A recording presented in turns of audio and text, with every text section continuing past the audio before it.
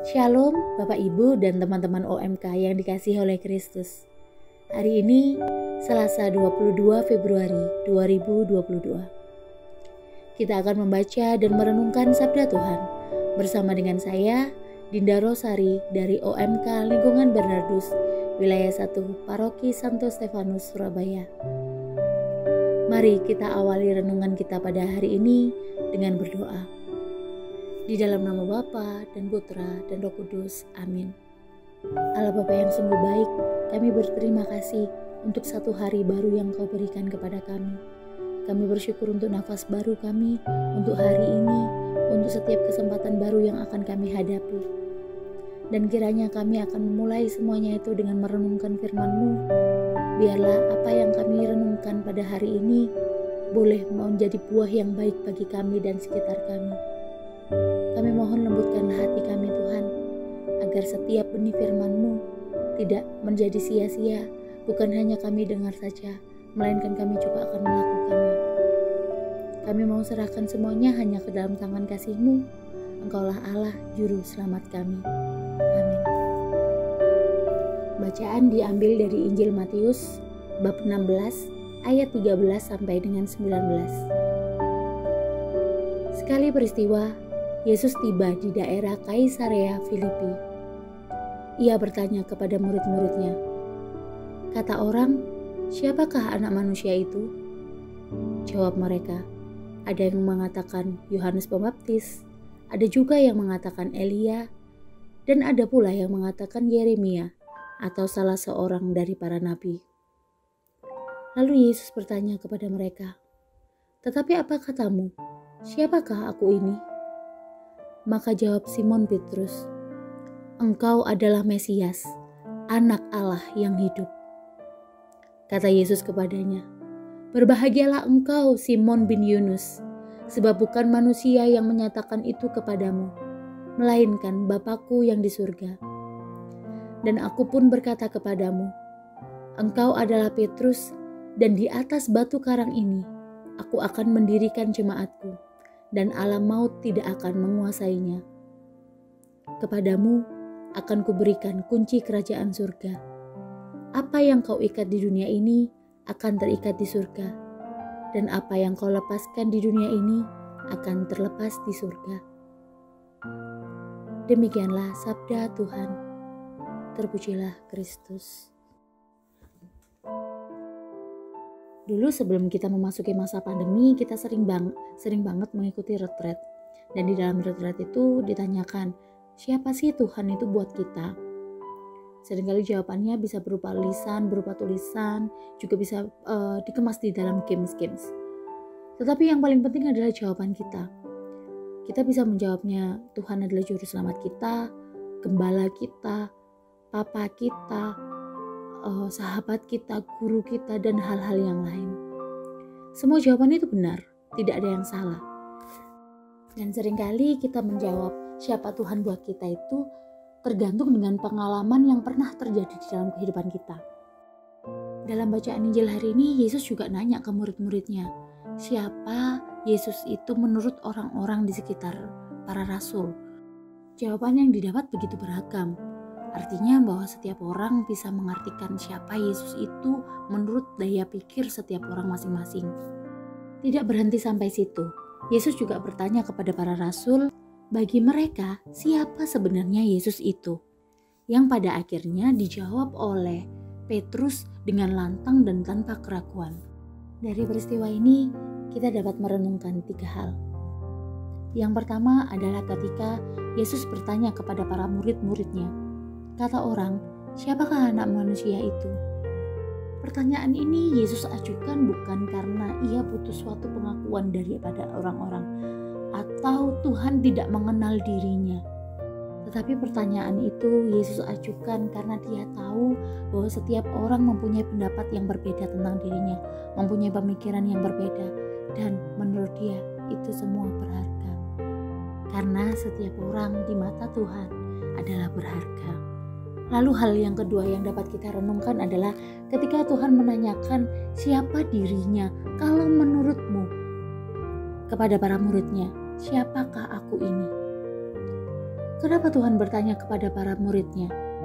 Para murid adalah orang-orang yang selalu berada di dekat dengan Yesus. Ia mendengarkan setiap perkataan firman yang Tuhan ajarkan kepada masyarakat di sekitar sana.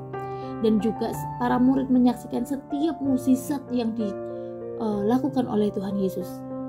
Dengan seperti itu, apakah para murid sungguh-sungguh mengerti siapa Tuhan itu?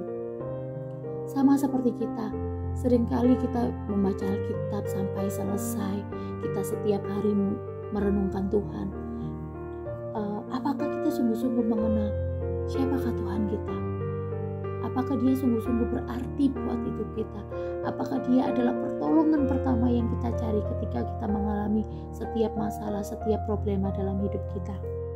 Lalu hal yang ketiga yang dapat kita renungkan pada hari ini adalah ketika Petrus bisa menjawab dengan lantang pertanyaan Tuhan Yesus.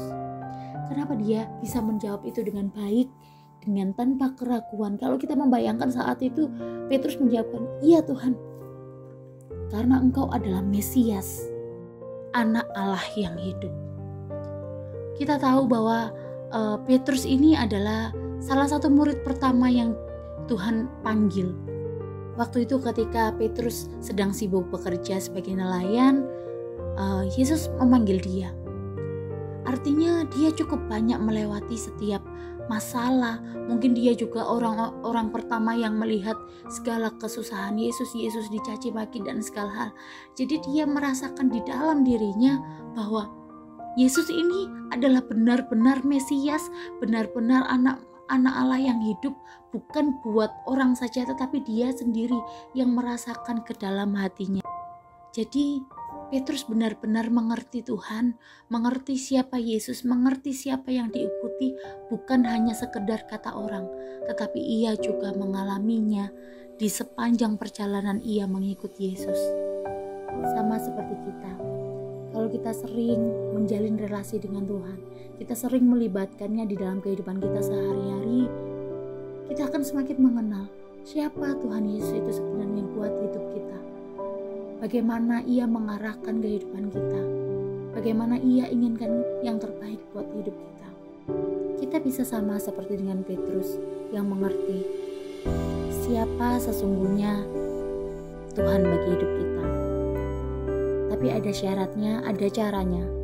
Kita mesti menjalin relasi dengan Tuhan. Kita bukan hanya sekedar misa ketika hari Minggu, tetapi juga kita bangun relasinya itu setiap hari. Sama seperti orang pacaran, kita nggak mungkin mengenal calon pacar kita dengan hanya kontak seminggu sekali. Tetapi semakin kita mau merebut hatinya, kita semakin mau untuk sering-sering kontak dengan dia. Kita pun juga harus sering-sering kontak dengan Tuhan. Bagaimana caranya kita menjalin relasi dengan Tuhan? Lakukan yang kamu suka. Kalau kita merasa kita lebih dekat lagi dengan Tuhan dengan kita menyanyi memuji nama Tuhan, mari kita bisa pujian penyembahan. Atau kalau kita begitu merasakan kedekatan, keintiman dengan Tuhan, ketika kita begitu mengandalkan Dia, memahami setiap kerahimannya, kita bisa mengatakan Dia sesuatu yang ilahi. Atau kalau kita semakin kita mengenal Bunda Maria, kita semakin merasa dekat dengan Yesus, maka kita mari berdevosi dengan Bunda Maria.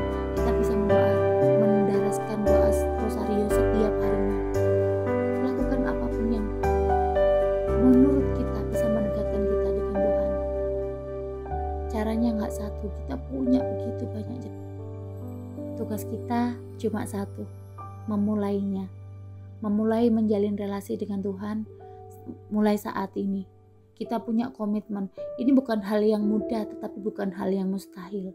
Selama kita punya keinginan untuk mencintai Dia, maka Dia akan menemukan jalan buat kita agar kita bisa menjalin relasi dengan Dia. Mari kita tutup dengan doa. Allah Bapa yang penuh kasih, terima kasih karena Engkau sudah mengajarkan kami begitu banyak hal melalui para rasul, melalui kisah Petrus ini. Kami mau Tuhan punya relasi lebih lagi dengan Engkau. Kalau saat ini kami mungkin masih bolong-bolong menjalankan komitmen kami, Kami mau Tuhan Engkau bantu untuk kami bisa semakin lagi dekat dengan Engkau Tuhan. Kami mau punya relasi yang sama seperti Petrus mempunyai relasi dengan Engkau. Kami mau Tuhan mempunyai kedekatan yang seperti itu, yang begitu intim dengan Engkau Tuhan, sehingga kami tahu apa yang Engkau inginkan di dalam hidup kami, sehingga kami juga semakin berguna buat orang-orang di sekitar kami. Bantu kami Tuhan untuk terus merasa ingin mengenal-Mu dalam hidup kami. Biar semua ini Engkau Tuhan yang perlengkapi kami, Engkau yang mampukan kami, agar kami terus merasa rindu dengan Engkau. Terima kasih Tuhan Yesus untuk setiap renungan yang kami dengarkan.